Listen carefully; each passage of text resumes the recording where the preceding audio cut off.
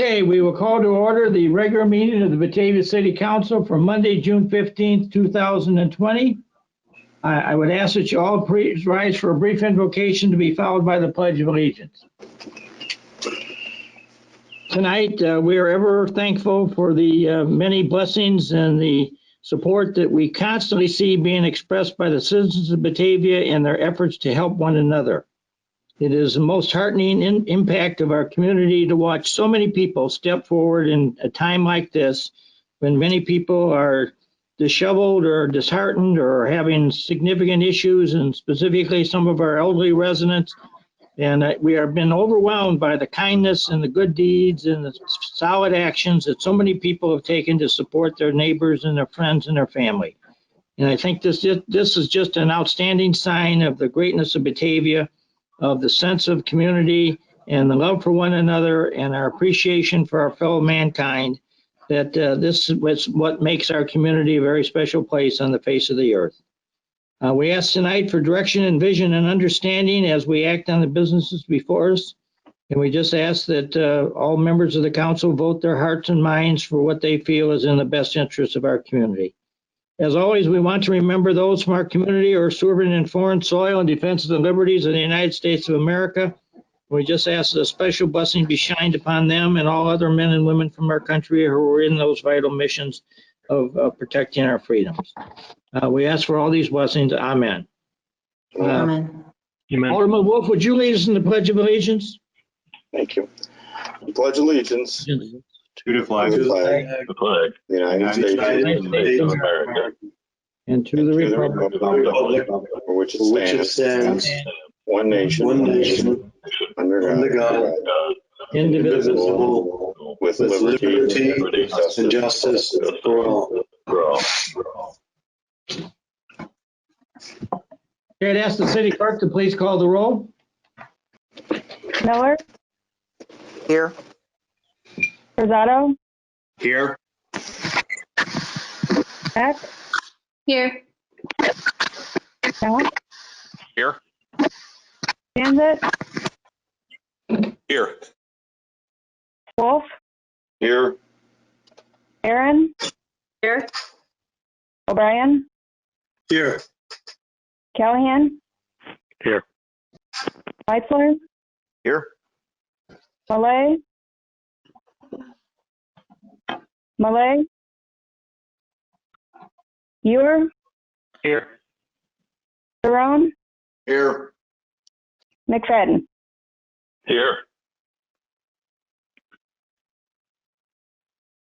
And our count is, can you share that with the clerk, please? Share the numbers and the meeting.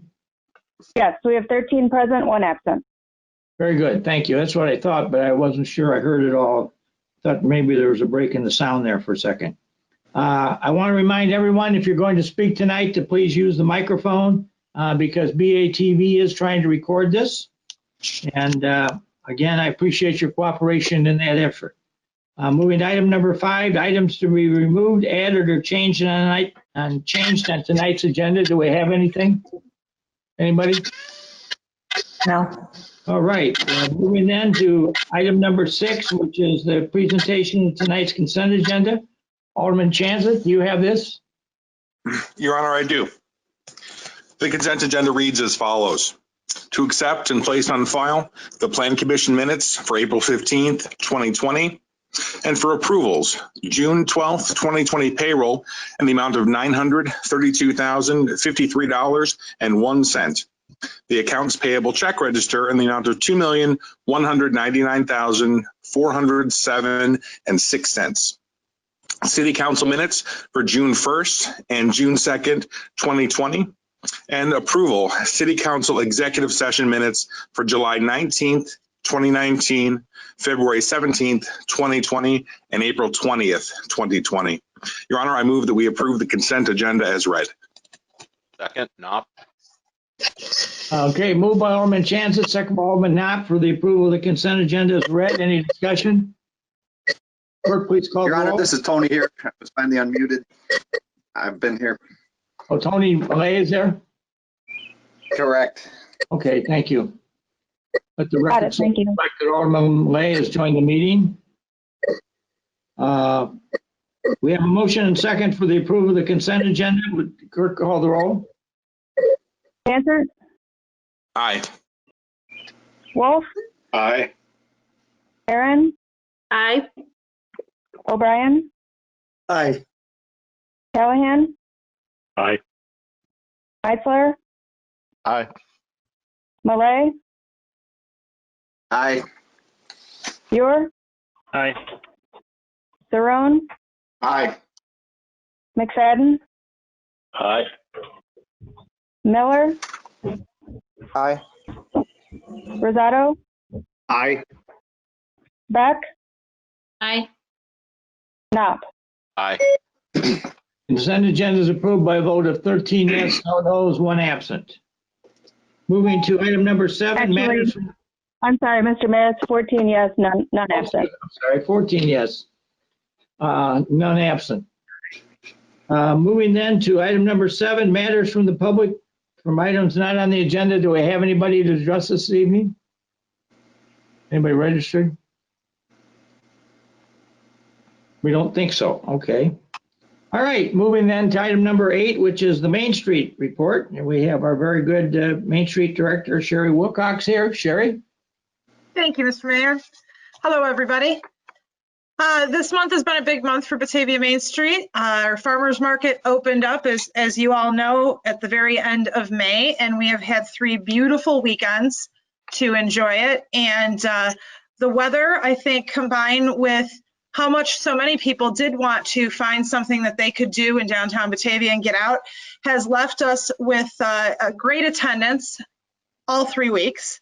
We've been extremely pleased that the overwhelming majority of folks visiting the market have been following the guidelines we put forth for safety. Social distancing does get to be a little bit of a problem at the busiest part of the day, but with 85 or 90% of our people masked and their faces covered, I'd say we're doing really, really well in terms of keeping everybody as safe as possible. Our vendors are all masked. We have sanitation available at every single booth. We have hand sanitizer as well as at our booth. And thanks to city staff providing us with disposable masks, we've been handing those out to people as well. And folks are overwhelmingly thankful. They come up on their bikes or they didn't realize they needed one because it's an outdoor market, and people have been really pleased that they haven't had to go home. This past week, in combination with the opening of our wonderful boardwalk shops, we saw booths selling out. So we had several booths that sold out of their product, primarily consumable goods, but also flowers, eggs. Folks sold out in 2 hours or less of some of their regular stock, which is really amazing. It's not only helped our farmers, which it's essential, and we've been told it's essential to their success throughout the summer, but it's also started to help some of our local businesses as restaurants dive in and purchase booths and show up at the market. Oak and Swine and Bocaditos just joined this past week. And we think that that'll be another real boon to them at a time when they can't open their dining rooms. Additionally, starting this next week, Artisan Collective returns 1 Saturday a month. And that has, so everybody knows, that has been approved by the Department of Health and the Illinois Farmers Market Association. Booths of any kind are now welcome at farmers markets across the state. So community group booths, which we have, as well as artisan booths. So we'll have 12 to 15 each month on the 3rd Saturday of the month in the far north end of the Larson Becker parking lot. We now take up all of River Street from Wilson to Spring and the entire Larson Becker parking lot on the south end every week, and the whole lot even on the north end on Artisan Saturdays. So we've gotten lots of positive feedback about how it's set up, how it's spread out, and many, many thank yous from people. So we look for that to be a premier event throughout the season and really the one key place for folks to gather in Batavia on a regular basis during this year. On to our boardwalk shops, which opened with great success this weekend. Again, several of our boardwalk shops sold out of all their product halfway through the day. The support that we have seen on the boardwalk shop project from our community has been absolutely outstanding. I spoke with our Boardwalk Shop project manager, Bob Hansen, who's put in just an exorbitant amount of hours and sweat and time and energy into this project. But he also tells us that we have 700 volunteer hours in that project from people in the community.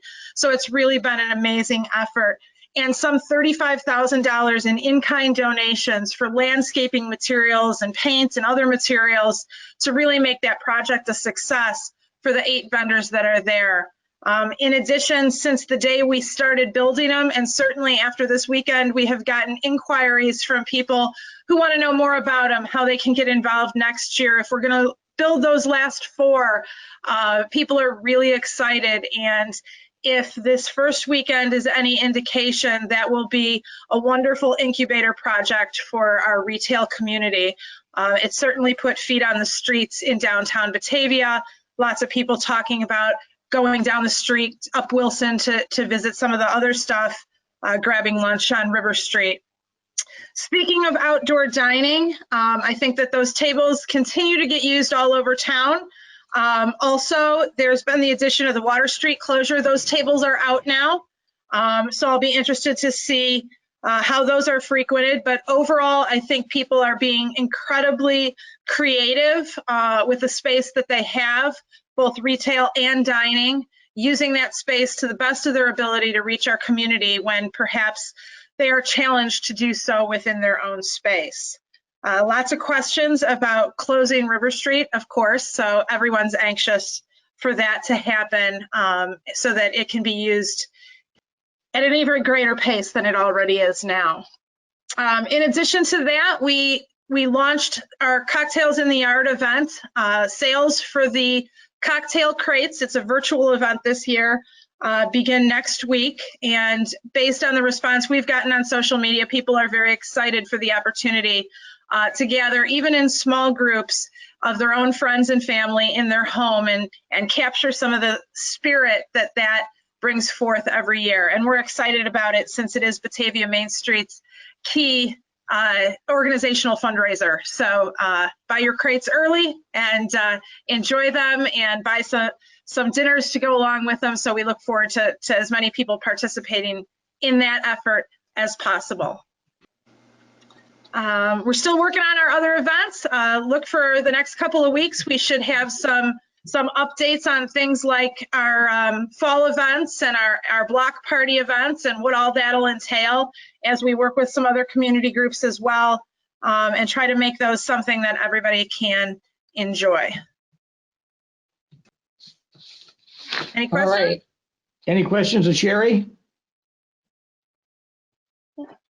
Well, I think my hat off to you for the outstanding support that Main Street has given to the boardwalk shops and all the other projects that seem to be facilitating themselves around town. It's an interesting time to see things come together.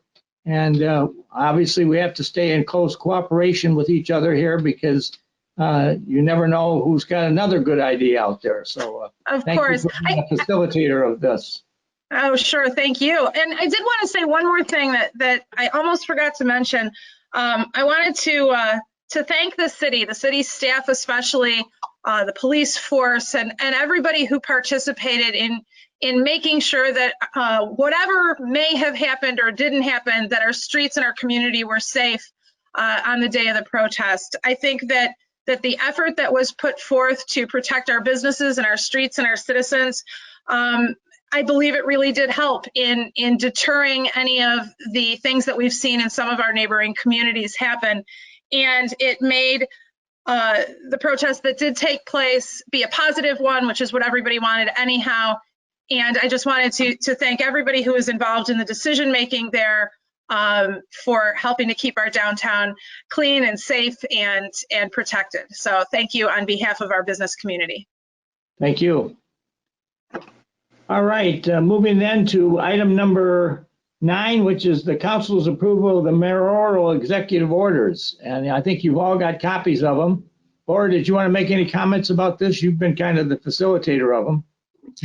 Yes, I have. So in the beginning, when we had the declaration of disaster and providing the mayor with emergency powers, it afforded him the ability to react quickly, either to a situation that needed to be addressed or to allow our business community to afford itself of opportunities as the governor's office announced ways that businesses could possibly engage in commerce even under the restrictions that existed.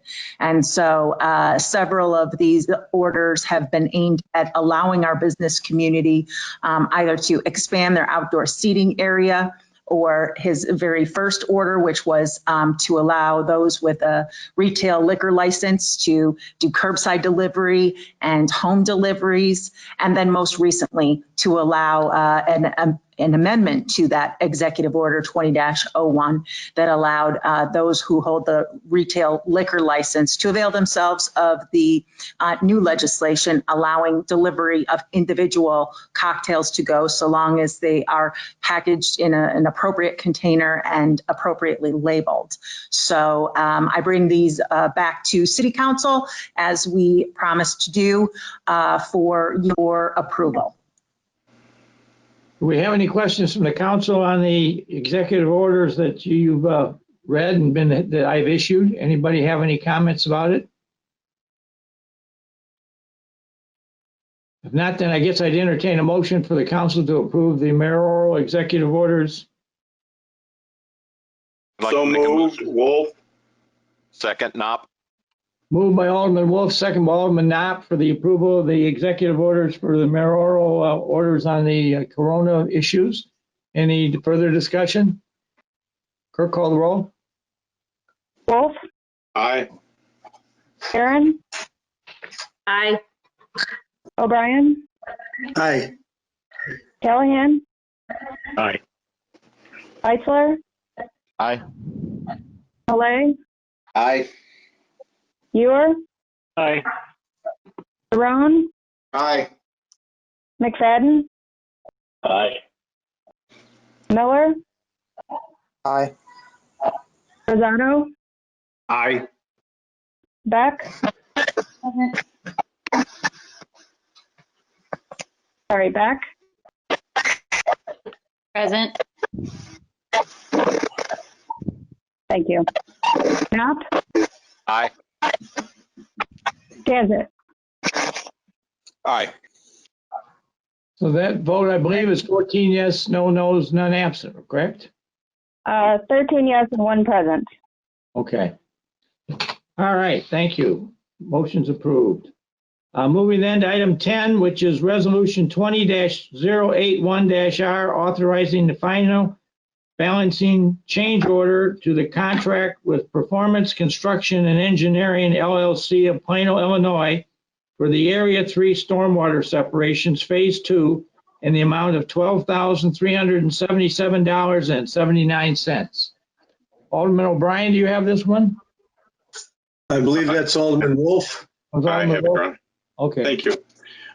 This is a balance change order on contract that started in 2019 and then we finished it up in 2020.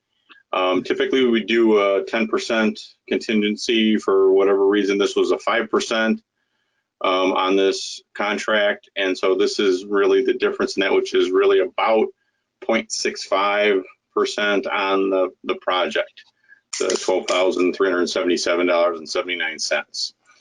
If anybody has any questions, we can answer them.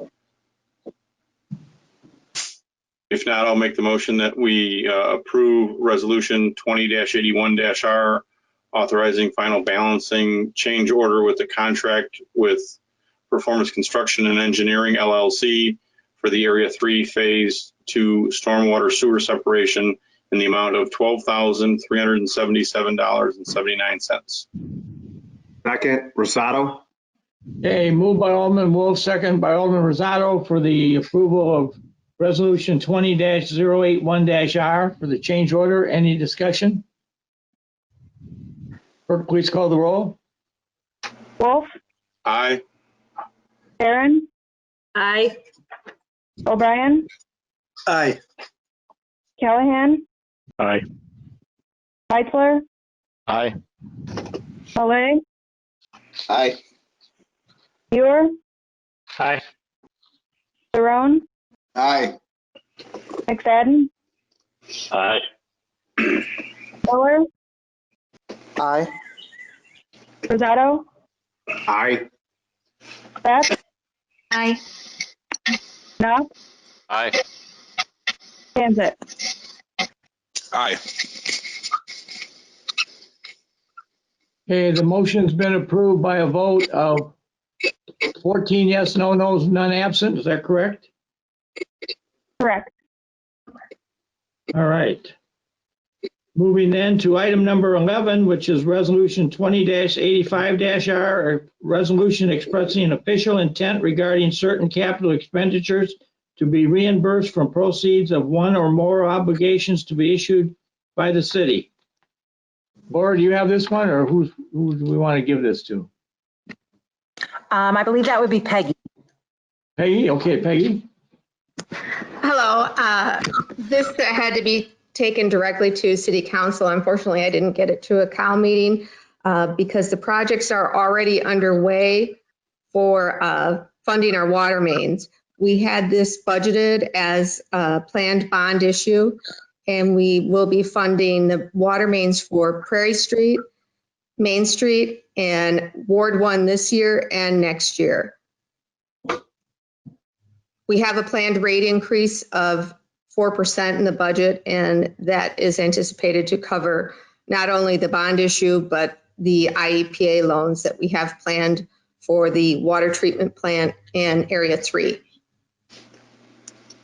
So this resolution will just authorize us to reimburse ourselves. It is not the debt resolution. Okay, do we have any questions from the city council on the issue? Your Honor, Alderman O'Brien. O'Brien. Yeah, I just wanted to say I'm happy to see that staff was able to get this water in. As you open cut, you want to try to get everything you can done so you don't have to open the ground again. And so I'm glad they were able to get this taken care of. So, compliments to staff. Any other comments from the council? Somebody care to make a motion then for the approval? So moved. Moved by Alderman Second. O'Brien. Second by who? Malay. Malay, okay. We have a motion and second then for the approval of Resolution 20-085-R for the capital expenditures to be reimbursed. Any further discussions? Kirk, call the roll. O'Brien, Aye. Callahan, Aye. Meitzler, Aye. Malay, Aye.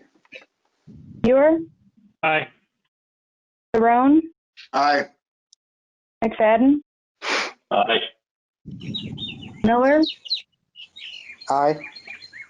Rosato, Aye.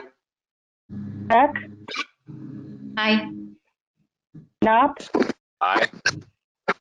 Tansit, Aye. Wolf, Aye. Barron. Aye. Okay, the vote on item number 11, Resolution 20-85-R is approved by a vote of 14 yes, no nos, none absent. Okay, moving to 12, which is Resolution 20-078-R authorizing a construction contract with Primoris Electric Incorporated to perform feeder installations for the northeast side substation on Kirk Road in the amount of $675,572, which includes a 10% contingency amount. Alderman O'Brien, do you have this as Utilities Chairman? Your Honor, Alderman Meitzler, as the Vice Chair for Public Utilities, is going to present the next three items. Okay, good. Alderman Meitzler. Thank you, Your Honor. So yeah, this is some continued work here, looking to get a 15 kV feeder in place for the Northeast Distribution Substation. This is actually something that the council had seen before and passed on because of the estimates, the bids that had come in. And so the good news of the time by comparison, I'll let Rahat fill in with the juicy details there. Thank you. Can you hear me? Yes. Yeah. Yes. Okay, that's good. I was having some trouble before. So as you can see, I think Kao discussed this, but initially when we went out with this project, we were contemplating taking out 4 feeder at the same time, and the bid came out to be about $1.7 million at that time. So we budgeted only 1.2 million at that time. So we said, why not we rethink this project, how we want to get it accomplished. So we broke up the project into like 2 different pieces. So first project was taking out 2 feeder line out of that substation, which was completed in 2019. And this is the second phase of that project, another 2 feeders coming out of the sub. And we were very happy to see a lot of bids come in. Last time there was only 1 bid when all feeders were coming out, but this time I believe there was about 6 bidders bid on this project. This Primaris Electric is out of Minnesota. We had several discussions with them about their capability, how they're going to do the work. It seems like few of their key people will be from the Milwaukee office, but they hire local people, local union here in Illinois, and will get the work accomplished here in the city. So they're very excited.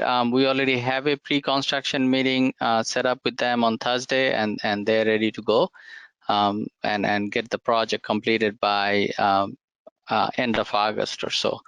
So that's pretty much about this project. Again, I think by breaking up the project, the city was able to save quite a bit of money by just rethinking the project, how we want to get it done within the budgeted amount.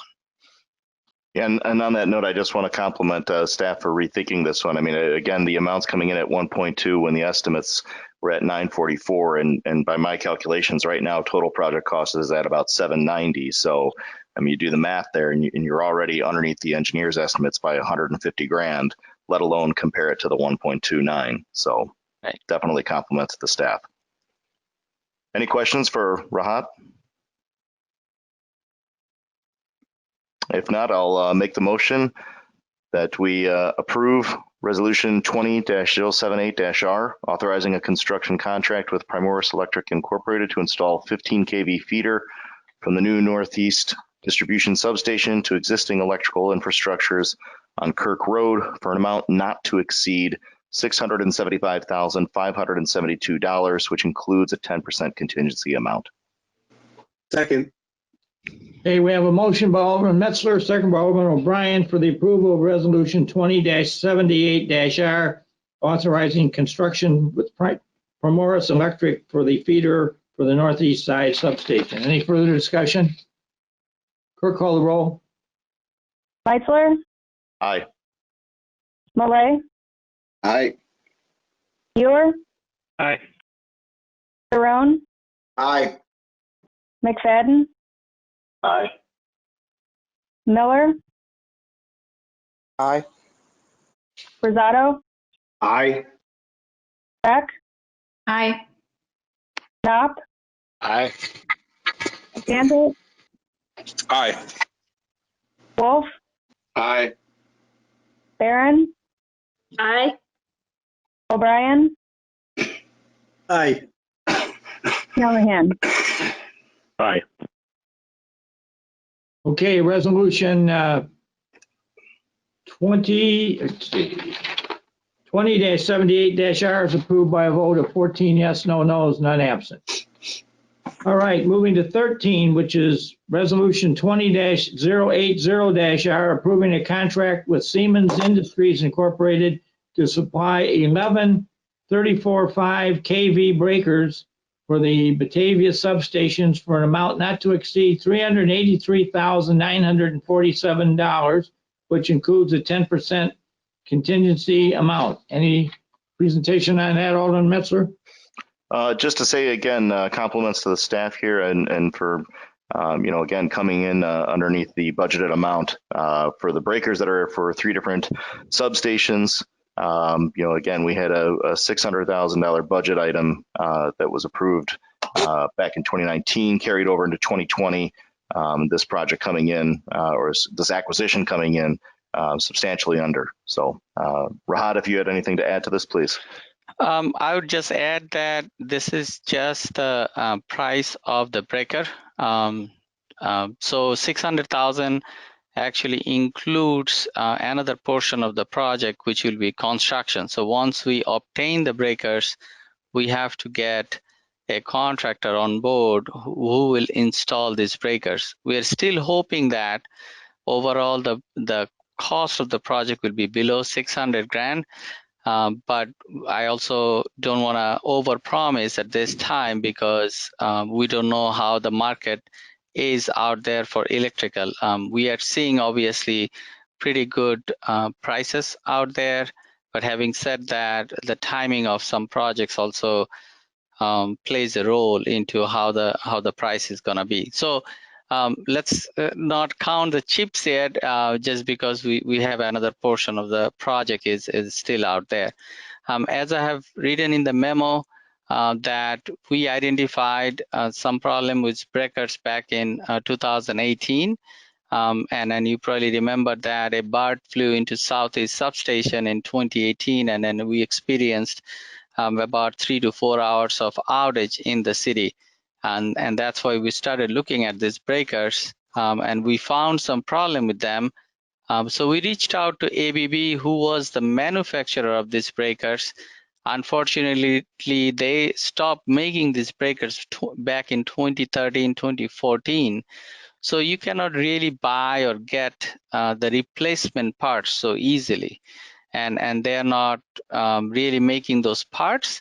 So we had few discussion with ABB about fixing those, but they said they don't have the parts.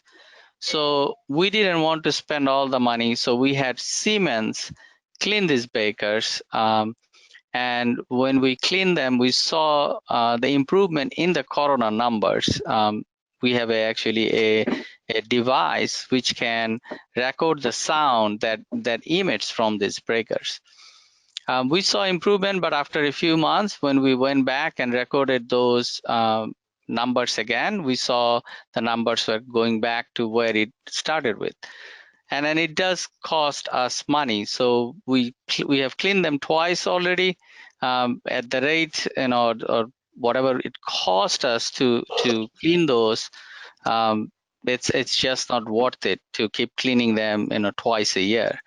Hence, we went out and we invited bids, and there are only 2 companies, which is Siemens and Wesco. It says Wesco Distribution, but they are really providing the ABB breakers. ABB makes a different models of breakers now. You can see there is a price difference of 50,000. Whenever electric goes out for bid, they look at the life cycle cost, in a sense, how much maintenance needs to be done in different breakers, what's the performance. If I may compare, this is like you're buying a sports car, but you want to buy a Corvette, or if you want to buy a Lamborghini, both are going to go fast, which is going to go faster. So the consultant told us that the Wesco ones exceeds our specification, but Siemens do meet our specification that we need.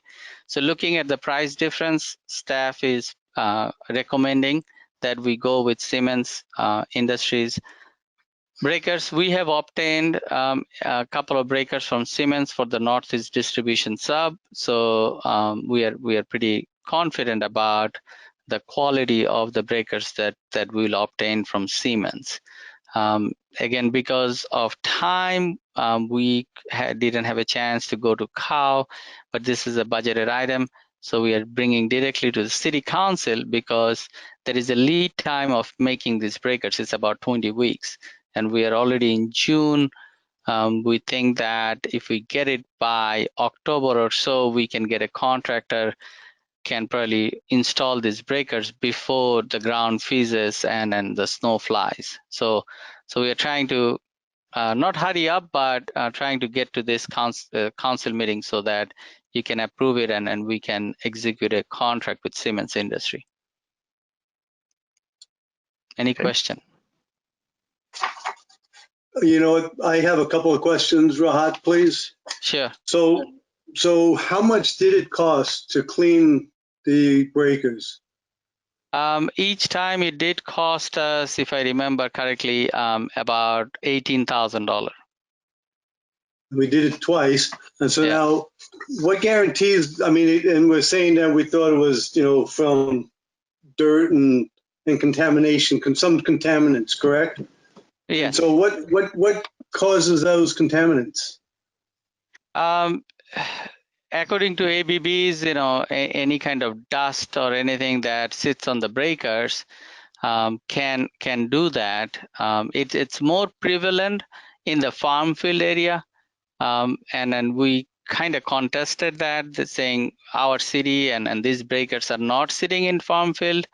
So they didn't give us a very satisfactory answer on why it is happening. We also asked them whether they saw the same issue with the same or similar breakers in other cities. We didn't get a straightforward answer on that either. They just said that you need to probably clean them and observe them, and if that doesn't work, then replacing will be the path to go. So when we replace them, what guarantees, what ensures that we're not going to run into this again? So our specs call for, and it's typical, it's 5-year maintenance. These things typically last anywhere between 20 to 30 years or so. So we have to maintain them. In a sense, we have to clean them probably every 5 years and check the mechanisms, make sure they all work. There are some issue with the mechanisms too, because we don't experience that much of outage all the time, so the breakers don't work out their mechanisms every time. So you'll have to just bring consultant or the manufacturer back every few years and do some cleaning, preventive maintenance, if you want to say, and work out those mechanisms so that they're lubed and they work when you want them to work. So that's something that we have to stay on and spend some money on preventive maintenance. Okay, so it's going to be an ongoing cost because it's just maintenance and you got to maintain it. Yes. I understand that. Just with the Coronas themselves, so I understand better what they do. You know, they kind of go into the air, and then they can go from air to ground. So if someone is in that room, are they in danger? A worker? So these breakers are all outside. They are But even if someone's close to it with a vapor, if it goes to ground, they can interrupt that race to ground and bring it to ground themselves, then, right? Right. And this is a known issue that it can happen. That's why if you see the new substations, people have started putting breakers inside the building. And that's what we did with our new breaker, the new substation that is going up. The breaker is inside the building so that you can reduce this outside environmental factors a little bit. So people have rethought about all these things and then now started redesigning breakers inside the control building now. But you are correct that it can be dangerous and you know, to human beings if somebody is next to it, but more so that if there is a lightning or something, we can experience outage for a long time. And that's why we kind of looked at it, evaluated it, and thought about replacing them. And we waited almost, I would say at this point, almost like 20 months before we came to you with a recommendation. I recall a couple of years ago, we'd had this discussion. So yes. I'm glad you're taking care of it. Thank you for your time. I appreciate it. No problem. Any other discussion? Okay, entertain a motion then for the approval of the amount to for the 1134.5 kV breakers for the Batavia substations. So moved, Your Honor. Meitzler. Second. Moved by Alderman Meitzler, second by Alderman O'Brien for the approval of the resolution 20-80R, approving a contract with Siemens Industry for a total of 34 kV breakers for the Batavia substation for an amount not to exceed $383,947 which includes a 10% in contingency amount. Any discussion? Clerk, call the roll. Meitzler, Aye. Malay, Aye. Buer, Aye. Saron, Aye. McFadden, Aye. Miller, Aye. Rosato, Aye. Beck, Aye. Knopf, Aye. Janset, Aye. Wolf, Aye. Barron, Aye. O'Brien, Aye. Callahan. Aye. Resolution 20-080-R is approved by a vote of 14 yes, no nos, none absent. Okay, moving item 14, which is resolution 20-089-R, approval of a 2020 electric tree trimming contract with Aspen Tree Experts for an amount not to exceed $100,000. Alderman O'Brien, do you have this? Oh, excuse me, Alderman Metzler. Yes, Your Honor. Thank you. Again, this is the annual tree trimming program, which historically has tried to alternate between the east and west sides of the river. We do have some special work here, in particular, that is some needed critical work. This is obviously a high risk, just because of the proximity to what are historically the electric lines that are elevated. So we do need to make sure that we get a tree trimming in place this year. Rahat, it looked like there was some concern, though, about the cost of this one, or at least the raise in what Splenda has been charging for their rates. Right. I mean, if you remember back in 2018, we went out with a bid, and the bid price came out to be pretty high. So the city council rejected the bid, and we didn't have a tree trimming contract in that year. And in 2019, we had a tree trimming contract, which was still 4.2% higher than that we received in 2017. So in 2 years, 4.2% is pretty reasonable by all standard. But this year, when we went out for bid, we didn't really go out for bid. We wanted to expedite the process because the position for operation manager has been vacant for a while. We just filled it. So we went and seek some quote, if you want to say, rather than bid. And we found that the price came out to be almost 20% higher than the 2019 price. Obviously, we are very surprised by that, given the situation, economic situation we are in. Hence, the staff is laying out 3 options in front of the council.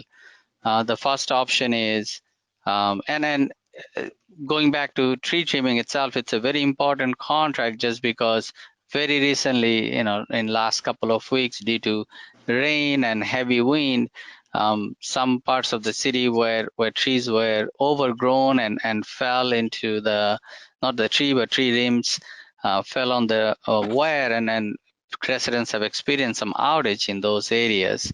So it's very important that we we keep up with the tree trimming. So there are 3 options that we are recommending. The first one is waive the formal bidding and give a contract to Aspen for $200,000, which is our budgeted amount.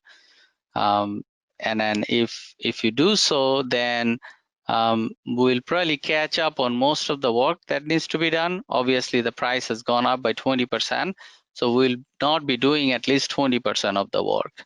The second option is waive the formal bidding and award a contract to Aspen for $100,000, which will give staff the ability to attack or take care of the critical areas, not all of them, not doing the preventive maintenance, if you want to say, but where the trees are already overgrown and we know that we have to trim those, then 100,000 will give us the ability to take care of those area. And that's the one staff is recommending to you. And the third option is obviously reject all the cost proposals that we have received and eliminate the 2020 program. We have skipped the program in 2018.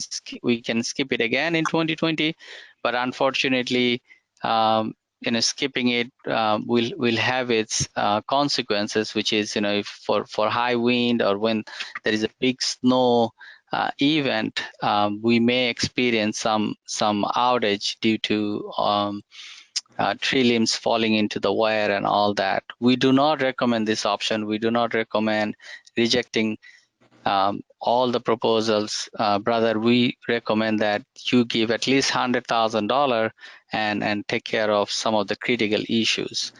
So that's the three options that is in front of you. I'm open to question. Any questions?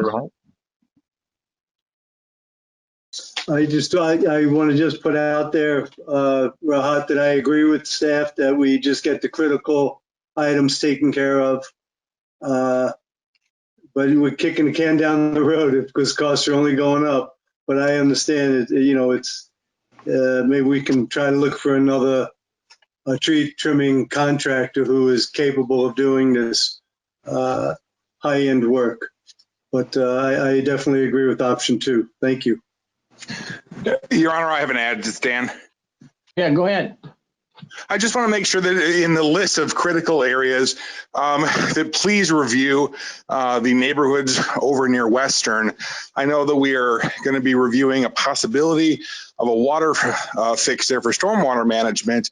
Several of those homes are literally a power outage away from absolute disaster. So we just want to make sure if there are any limbs in that neighborhood that we pay attention to them as well. Hey, this is Alderman O'Brien again. Hey, Rahat, where are you working on the west side or the east side? I'm sorry, I don't know the details. I'm kind of filling in for Gary and Moose today at the last minute, but I'll definitely pass this message to Moose, who is the operation manager, and have him take a look at Western Avenue. Right. I mean, that's a good point, Alderman Chanza makes. But if you're doing the east side, then they're gonna have to wait. So we might have to revisit that. Yeah, I just want to add, last week I was out for a brief period of time with Frank Sopp, who's our city arborist, who does that on a volunteer basis, and he's been involved all of his life in tree trimming. He doesn't do it as a business anymore, but he's a great resource to have available to specifically the electric and to the street department, and they use him with some regularity. Frank was commenting to me that there are some very significant, as Rahat has just indicated, some very significant issues, that stuff that needs to be maintained and cut and trimmed back. There's some stuff that's really getting kind of tenuous and needs to be addressed. And so he was encouraging me to have us do something to get, at least this year, some of the bad stuff out of the way, because if not, we're probably just asking ourselves for trouble in the fall winds or the winter as things continue to grow if they're not cut back and handled as they, because our staff has recognized a number of these areas that are problematic. So we should do this, I believe. Hi, this is Alderman Barron. And has there been a chance, because we have such few people that bid and can do this work, and we know that there's going to be work that needs to be done next year, is there a possibility that, it could be a 2-year plan, go back to the company and say, hey, can we do a 2-year contract? And maybe they can come back with a lower bid, a lower, price if they know that they're going to have some work over 2 years. There was an effort in 2018 where Naperville, St. Charles, Geneva, and Batavia actually grouped together and tried to put out a big contract for obtaining better price from them. I'm not aware of any multi-year project with them, but definitely I can take that comment and then discuss that with Gary and Moose and see whether that's something that we can do. We have done that with our stormwater management projects, like all the basin that we manage. We have put it out for 3 years so that a contractor knows that they're going to be managing it for 3 years in a row. And we put a escalation price in there so that we know that it's going to go up only by 2% or 4% next year. So we can try doing that with this project too. But I'm not sure. I was not involved. Brian, who was our operation manager, who was more involved with this project. So I wish Gary was here and then he could answer that question. But definitely I'll take that comment back to them. Okay, do I have a motion then for the amount to do this work for the $100,000 estimate? We'll need a motion for waiving formal bidding first. Okay, somebody care to make that motion, please? I'll make the motion that we waive formal bidding. Second, Malay. Okay, moved by Alderman Wolf, second by Alderman Malay, that we waive formal bidding on the electrical tree trimming work. It's been recommended by our staff. Any discussion? Kirk, call the roll. Wolf, Aye. Barron, Aye. O'Brien, Aye. Callahan,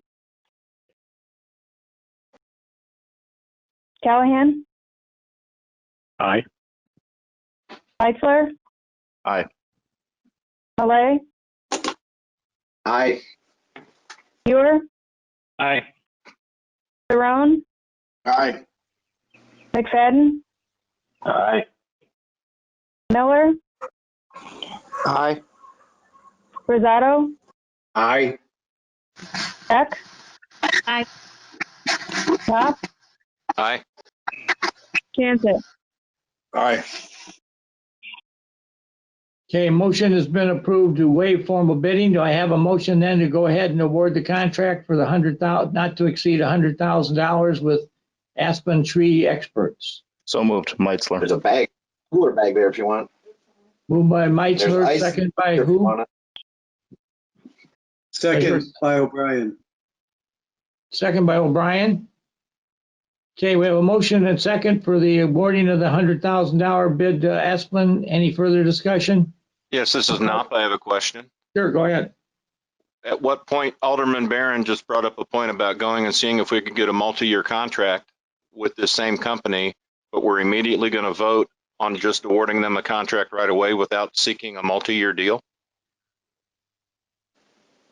My only concern there would be the timing of it, because we are already, we're like right in the time where we need to be doing the work. And so if we take the time to go back and contact all the companies that we sought proposals from, again, it's a delay. I think it's an excellent idea that was brought up, but I would just propose that we do that for future years so that we have time to prepare for that. You know, this is Alderman O'Brien. I think Alderman Barron makes a very good point. We need to get this taken care of. And her point about asking, multi-year contracts, we need to, bring that to them. And that's a good point. But, when we had economies of scale with 4 cities, they raised their prices. So I think Asplin thinks they're the only game in town is what I'm hearing. So, but it doesn't hurt to ask that question, Jennifer, and I agree with you. So whatever we can do to get costs down, we should look into. But I agree with you wholeheartedly. We need to get this taken care of now. So. Other comments on it? I agree with what Alderman Barron has just said. I would note that in riding around with our arborist last week, he had a whole bunch of areas that he was suggesting are going to be needing to be acted on by our our electric and street departments here in the next year or two. There's huge amounts that are probably going to well exceed obviously the 100,000, but the idea of asking them maybe for a multiple year deal based on this wide variety of issues we've got literally in every ward in town, I think is a good idea. But I think there's some immediate stuff that really needs to be dealt with ASAP.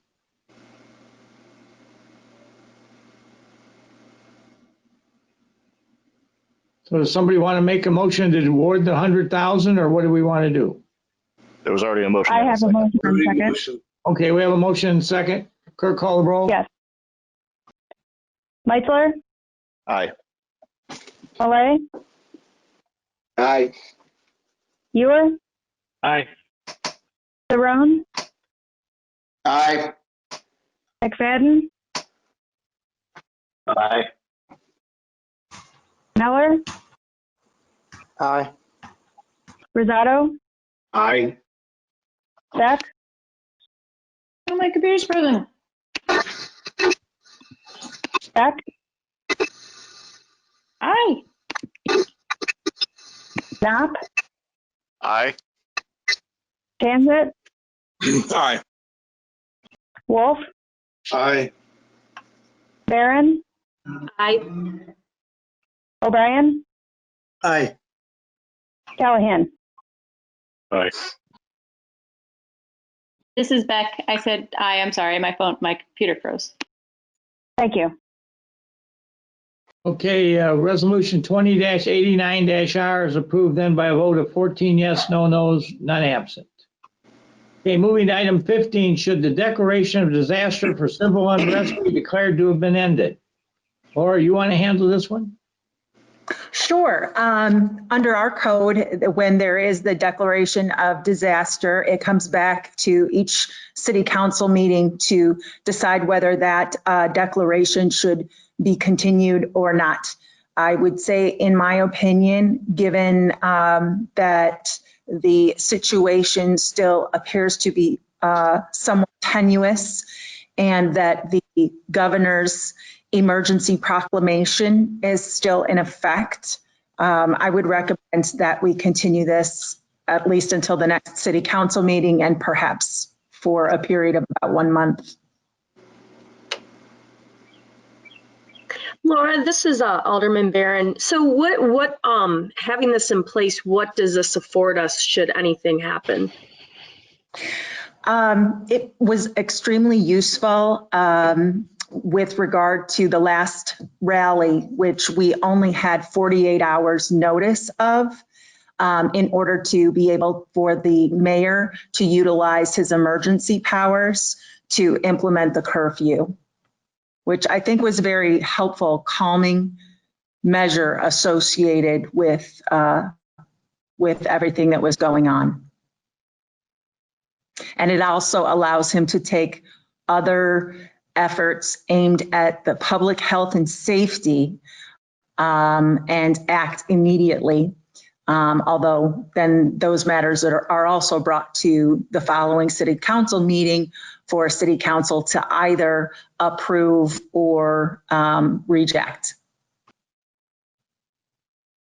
So I would just want to add to that under the current situation, every declaration that I've issued has, once it's been done, has been immediately distributed to all the members of the city council for their reactions or comments or adjustments. And I appreciate the cooperative spirit that everybody has taken and the understanding.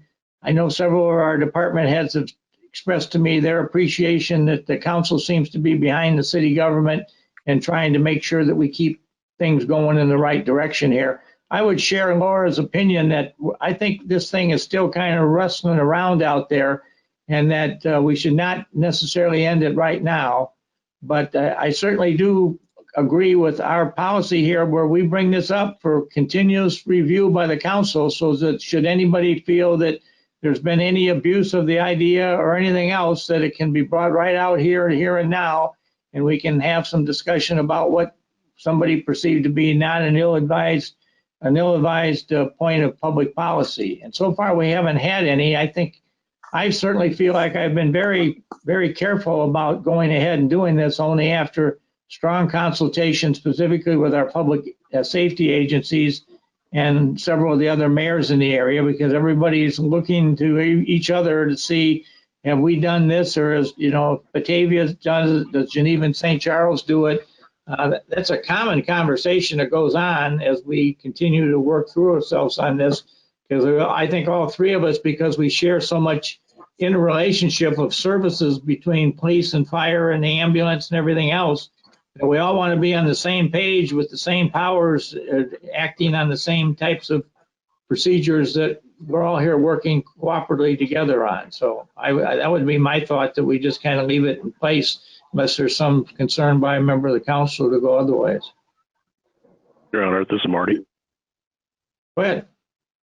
What would be the drawback in withdrawing it at this point, and if conditions existed, reissue it?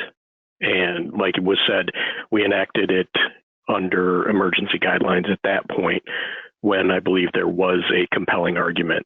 And to remove it and then reissue it as those conditions enacted, as with the governor's order still outstanding, what's the drawback?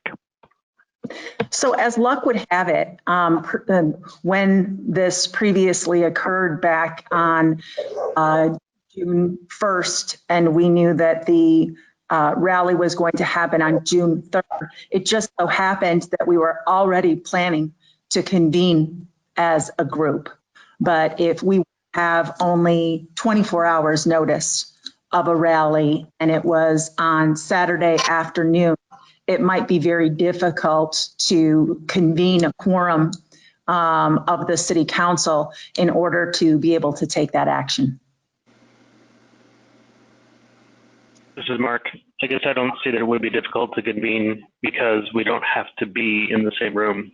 And a text message can go out to everybody, letting everybody know, and we've responded quickly in the past when we need to. So I don't see why it would be so hard to convene everybody on emergency notice to So do this again in the it would future. require us to set up the go-to webinar meeting and for everyone to be able to check their email at that time to notice that that meeting was, and people just may be out of town and unavailable. But I mean, we certainly could take the chance. So I guess what you're weighing is the risk of not being able to convene a quorum in order to make the decision to redeclare the disaster. Is that less risky than the mayor, if that wasn't in place, not being able to take measures to aimed at public health and safety when we know that there's something that needs to be reacted to? So I guess that's what we're trying to weigh here. Is it easier to leave this in place when we know that protests and unrest continue to happen throughout our region and across the country? Or is it better not to have it and then have to put it in place on an emergency basis? This is Alderman O'Brien. Okay. I can't believe, I believe the mayor has done a fine job not overstepping his bounds. Okay. If we have to have an emergency meeting to give this back to the mayor, we're wasting time. We're not, I don't believe the country itself or any municipality is kind of out of the woods. After the George Floyd's shooting, as terrible as that was, you would think the police would lighten up a bit. Not so. Just Saturday, another black man shot in the back. I don't think we're out of the woods here, not that there's going to be any great danger, but I say just leave the mayor maintain that executive power until things lighten up a little bit, and it could be, as Laura said, maybe a month, 2 weeks. There's no reason to rush back to taking those powers from the mayor. He's not overstepping his bounds. And if he were to overstep his bounds, then we can call an immediate meeting and pull it out of his hands. So that's the route I would see to go, just so we can get that immediate response if something were to develop.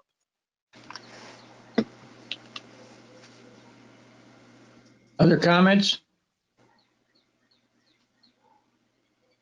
Somebody care to make a motion then, or do we just want to just leave it as it is? We can do a straw poll. I say leave it as it is. Well, if anybody wants to remove it, they should make a motion to end the declaration of disaster for civil unrest.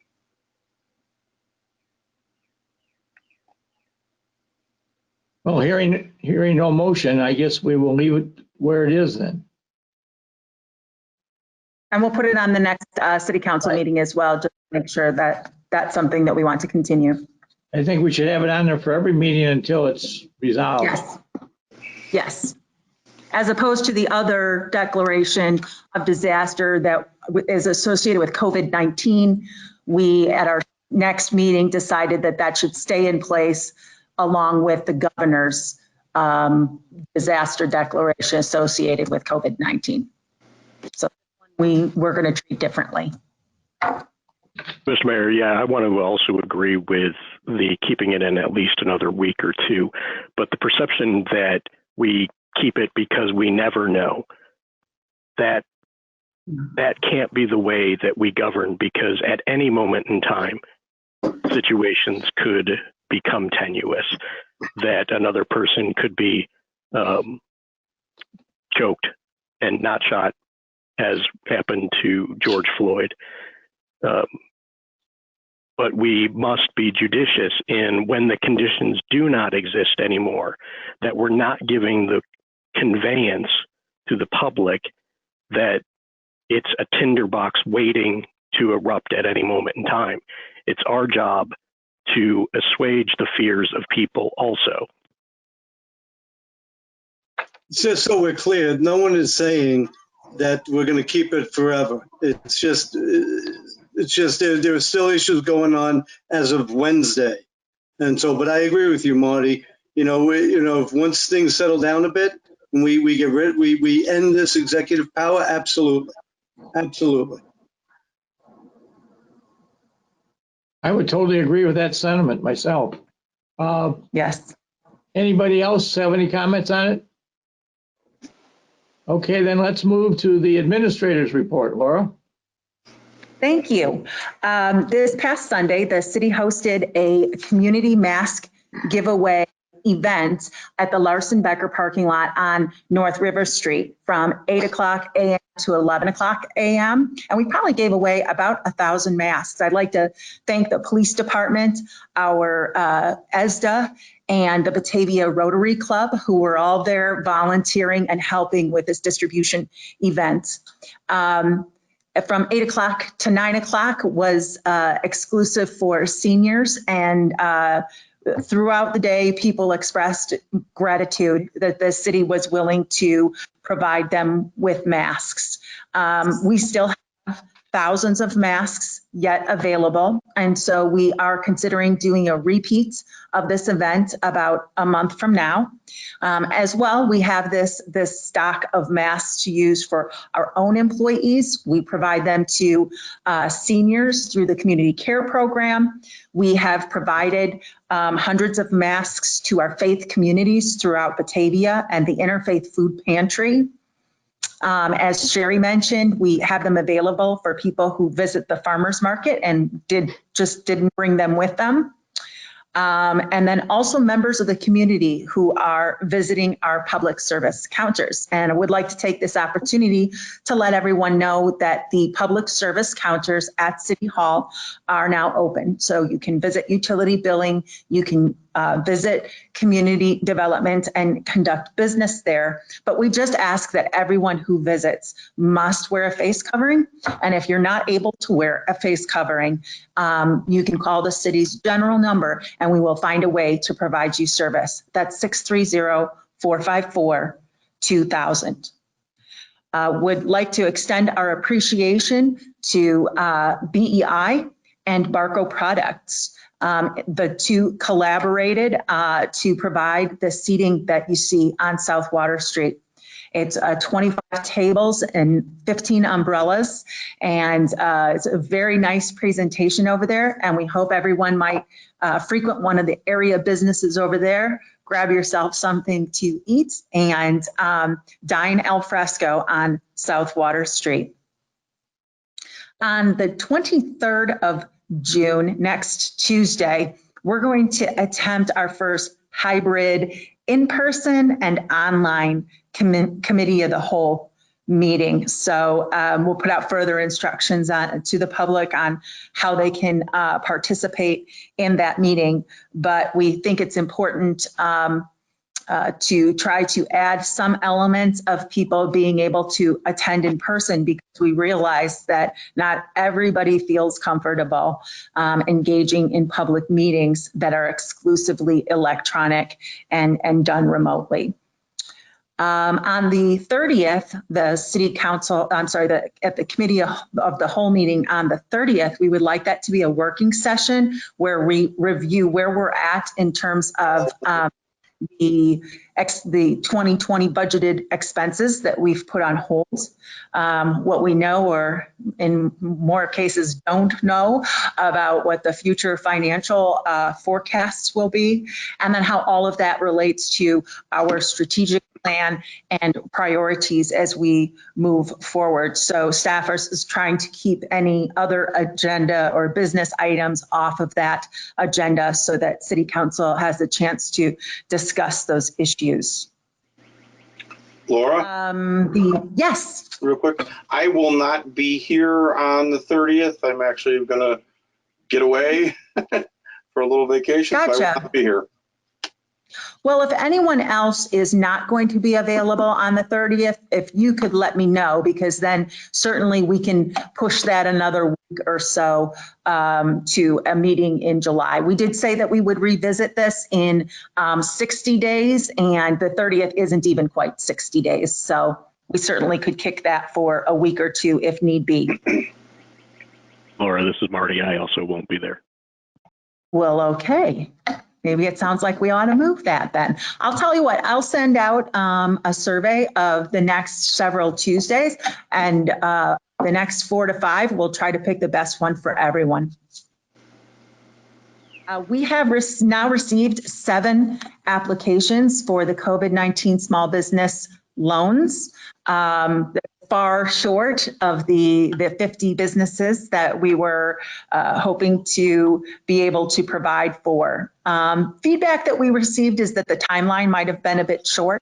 And so what we're planning on doing is issuing a first round of loans and then establish a second time period for another round of those loans to see how many more we might be able to help.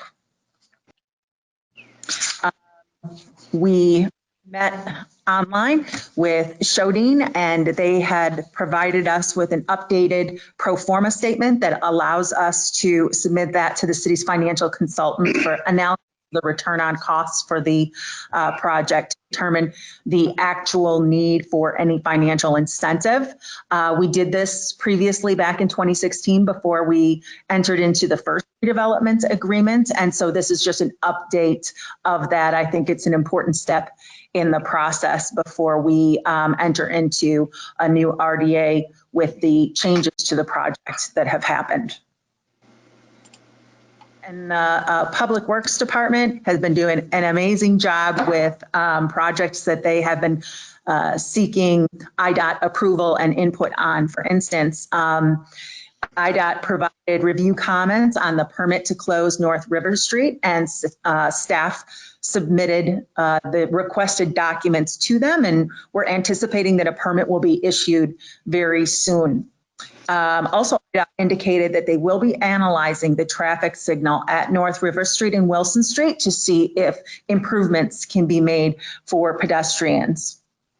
And then also has provided guidance related to the city's study of a road diet for Batavia Avenue. Both the Mahoney Creek and the Carriage Crest engineering studies are close to completion. We think that we'll be able to bring that back for a presentation to council in July. And I'd also like to give a thanks to Advanced Disposal. They have been pretty wonderful about providing trash receptacles for our new outdoor dining areas. So I'd be remiss if I didn't thank them. Really, that has been so helpful. And that's all I have, unless anybody has any questions. Laura, I have a question. Yes. Go ahead, Marty. I think you were in first. Yep. I was just going to ask in regards to IDOT, any consideration for the possibility of putting a crosswalk and the east side of the intersection? I know they've not wanted to do it in the past before, but as I saw pretty much all weekend, people are wanting to cross there. It is a natural point right in front of Wilson. I know it's considered mid-block, but people are going to be crossing there, so we are going to have traffic issues with pedestrians at that, Sure. especially if they're coming from out of town. Yes, so since we've got Rahat in the meeting tonight, I would ask maybe if he could bring that up with the folks at IDOT as we're discussing the other issues associated with the timing of the lights and whatnot at the intersection of River Street and Wilson Street. Yeah, I think definitely we can bring it up with them. I have to go back and check the history, why we didn't add it to the east side of the leg. But with One North Washington, if that project moves forward, I think we can probably make this part of the overall Illinois 25 or Washington Street improvement project. I think they will consider this at the same time. I think it will be a good time to bring it up at that point.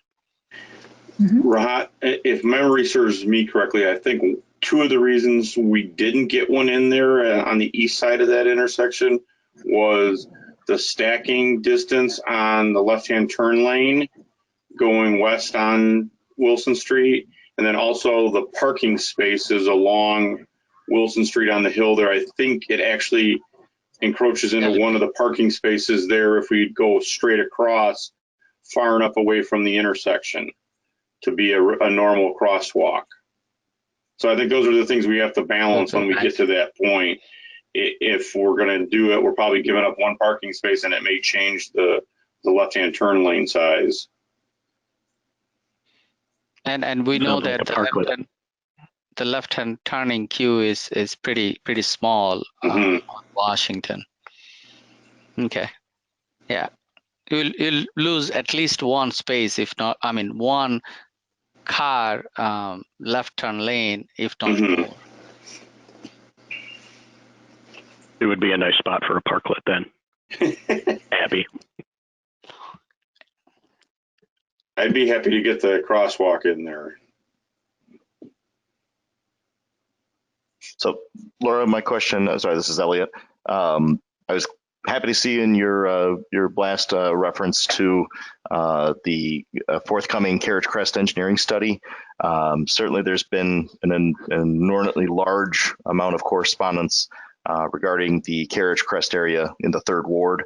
And so there are many people eagerly awaiting that study to be brought to committee and council as soon as possible. The request I would have is to look and see if in presenting this study, we could also append to that presentation any and all short-term immediate solutions that might give some relief in any capacity to that area, because there are, as I mentioned, many residents who are contacting Alderman Chanzat and myself frequently enough to make sure that we are giving this a due amount of attention. Sure, I'd be happy to pass that along. Elliot, thank you. Laura, I thought I was going out to meet a handful of residents at a social distancing sort of meeting outside of somebody's driveway. Ended up about 24 families showed up to talk to me for almost 2 hours. So they are very, very concerned.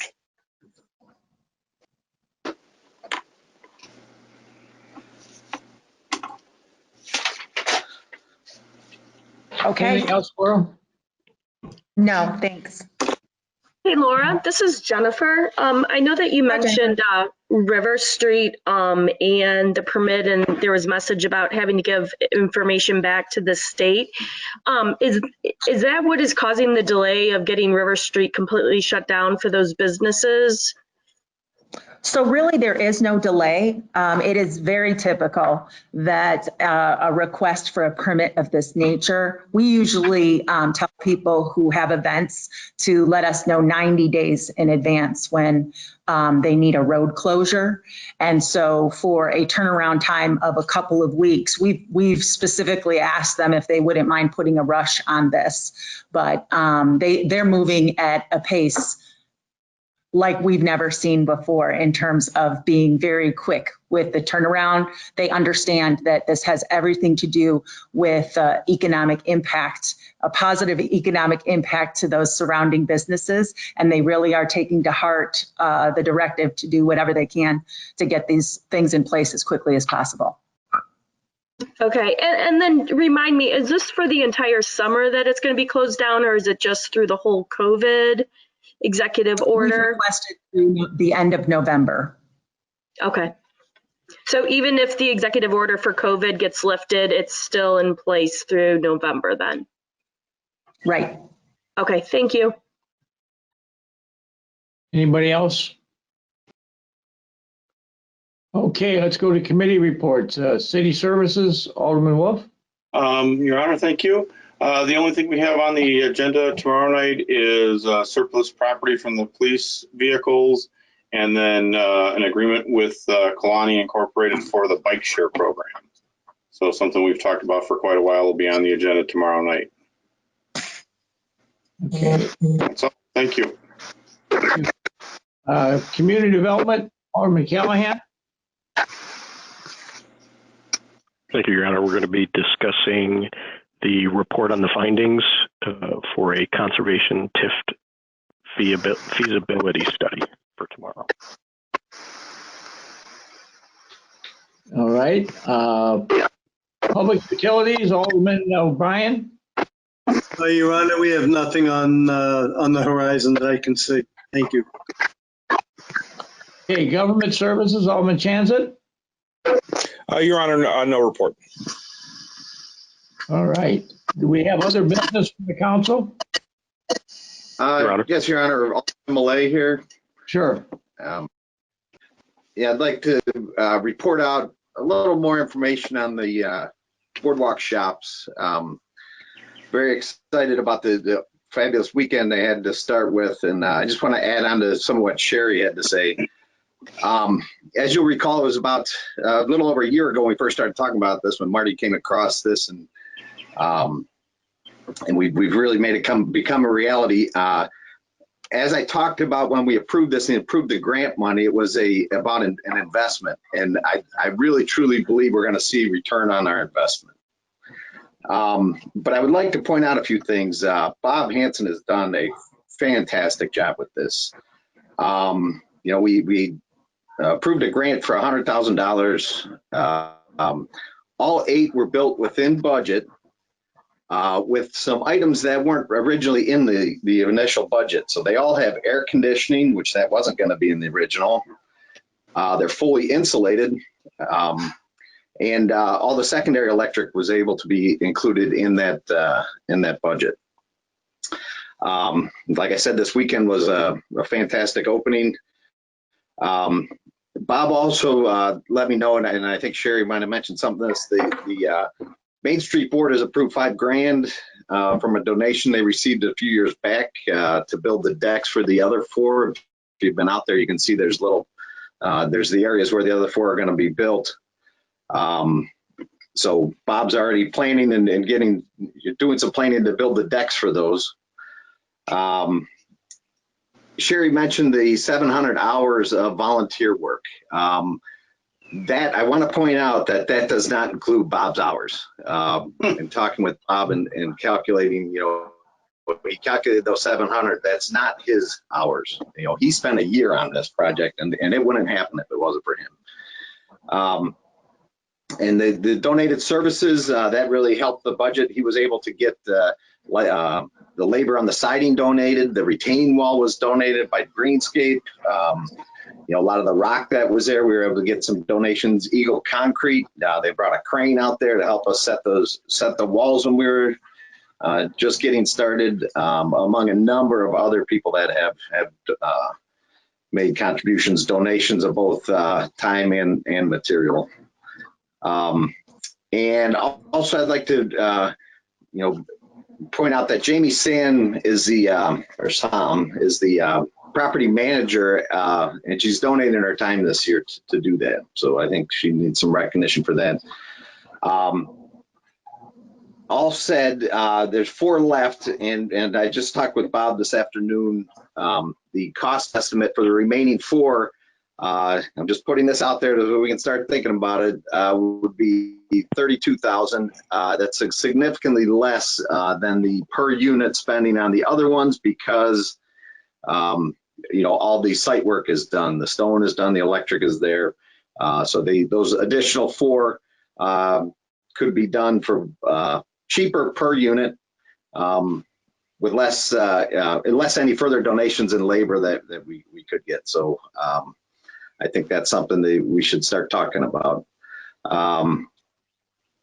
And let's see. Yeah, I think that was about it. I had Bob's going to be Bob and Jamie are going to work on a more comprehensive report on this project. But I just wanted to point out those 3 things, or a few things that I was talking with Bob with just this afternoon. So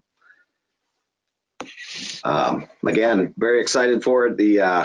The response of the people that I've talked to, just thrilled about it. So thanks for doing this. And I really believe we are going to see a great return on our investment. Thank you. Mr. Mayor. Well, go ahead.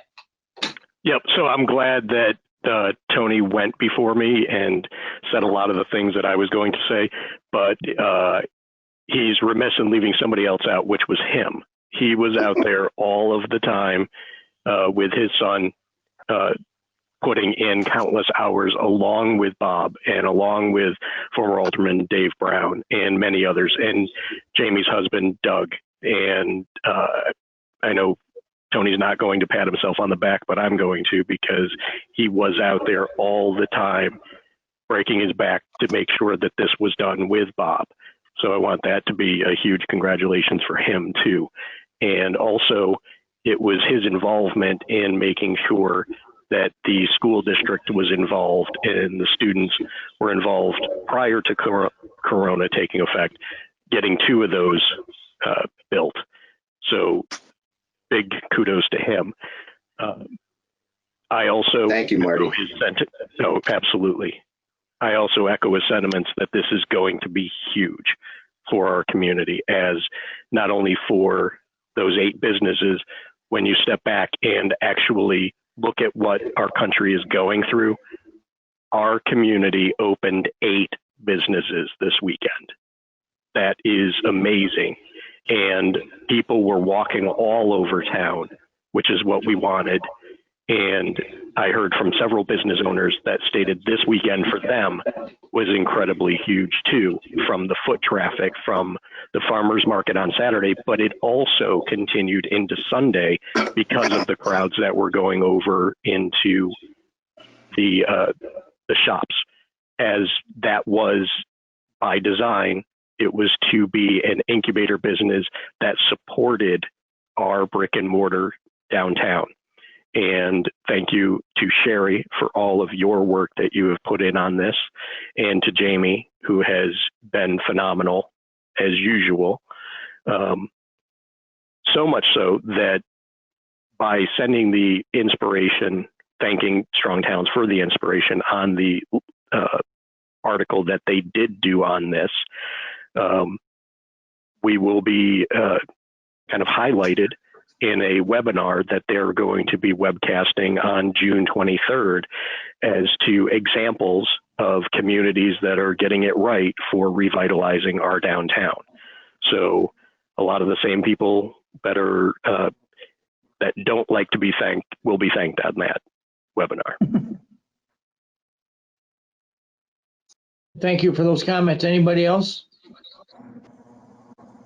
Well, news travels fast, and I just want to share with you that I in the last 10 days, I probably have been contacted by 3 other neighboring cities. I'll say neighboring, some of them are some distance away, who are very interested in this idea and are probably going to want to show up here someday, probably on a Saturday morning, to see does it really work and how it works and whatever. So the word is getting out that Batavia's done this, and we've got something unique and very special.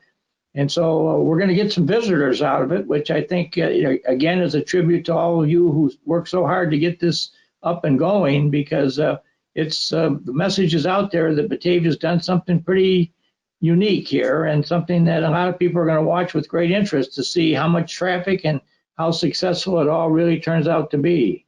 And so we shall see. I think there's probably going to be more written and reported and said on this than what we any of us ever really imagined. And I really thank, and again, all of you who helped to drive this home, because this is something that is one of those proverbial things that helps put Batavia on the map of good quality economic development and renovation, restorations of its downtown. So kudos to everybody that has been very much active in this whole thing. Okay, anybody else have other business? Okay, going to the mayor's report. I just want to report that I sit here today very, very pleased and amazed at how much this town that we all live in and work for and try to do what we can, how much people really care about it. And as the events of the last 8 weeks have probably shown me, we are a city with a heart. We have a very strong and deep heart.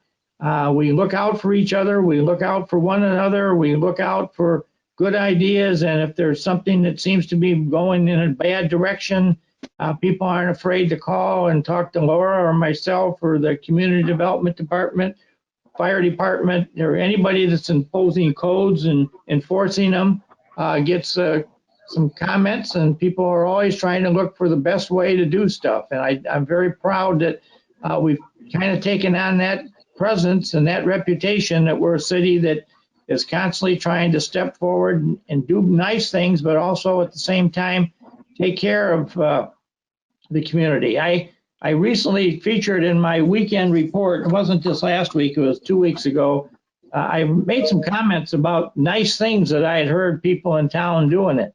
And, when I made those comments, I probably had a couple of situations in town that I was probably referring to, but I didn't want to put names with faces because I didn't want to get anybody embarrassed or upset or whatever.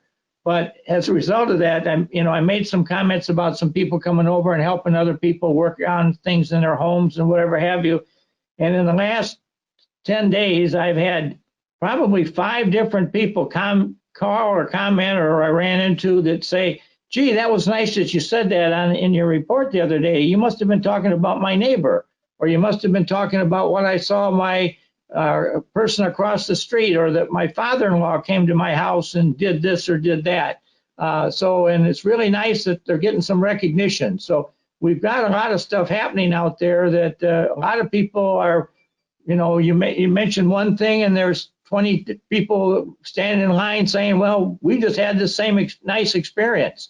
So I'm very proud of Batavia. We really, I think, have some stuff that we are doing right. And, people are starting to stand up and take notice as Alderman Millay and Alderman Callahan have just commented about, of all the people that have stepped forward and really done some remarkable things for Batavia. So we have a lot to be proud of in this town. So on that, no further business. I'd entertain a motion for adjournment. So moved. Second. We have a motion by, who was it that so moved it? Wolf. O'Brien? Wolf. Motion by Wolf. Motion by Wolf and seconded by who? I'm just trying to help the city clerk. Millay? Yes, second. Okay, why don't the clerk just take a voice vote? All in favor? Aye. Aye. Aye. Meeting stands adjourned. Thank you. Good night. Night. Night, everybody.